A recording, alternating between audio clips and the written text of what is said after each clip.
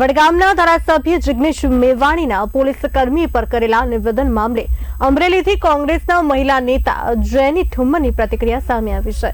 તેમણે જણાવ્યું કે 3 વર્ષ પહેલા રાજુલાના ધારાસભ્ય હીરા સોલંકી પોલીસને ચીમકી આપી હતી।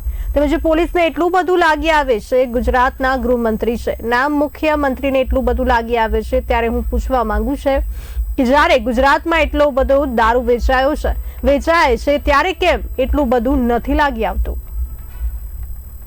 અધિકારીઓ આ બધા જ જિગ્નેશ મેવાણીના સ્ટેટમેન્ટના વિરોધમાં ઉતર્યા છે। હું આપના માધ્યમથી પૂછવા માંગુ છું કે 3 વર્ષ પહેલા હીરાભાઈ સોલંકી કે જે રાજુલાના ધારાસભ્ય છે, એમણે પણ પોલીસને ચીમકી આપી હતી અને બોલીને ગયા હતા કે અહીંથી તમને ધમકી આપીને જાઉં છું કે તમારા પટ્ટા ઉતરી જશે। ત્યારે આ બધા ક્યાં હતા એ આપના માધ્યમથી પૂછવા માંગુ છું।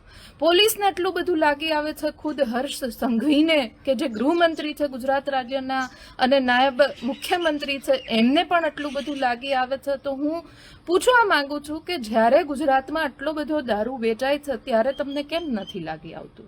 આટલા બધા પોલીસવાળા છે, એમને કેમ લાગી નથી આવતું કે અમે લોકો દારૂબંધીના નામે આટલો બધો ગુજરાતની જનતા સાથે તોડ કરીએ છીએ, ત્યારે તમને કેમ નથી લાગી આવતું? એ આપના માધ્યમથી પૂછું છું। તમે જે વિરોધ કરાવો છો, જ્યારે આમ આદમી પાર્ટી હોય, કોંગ્રેસ પાર્ટી હોય, વિપક્ષના નેતાઓ હોય એ સવાલ પૂછે ત્યારે તમામ લોકોને કે જે ભારતીય જનતા પાર્ટી સાથે જોડાયેલા છે, જે સરકારી તંત્ર સાથે જોડાયેલા છે, ત્યારે તમને લાગી આવે છે।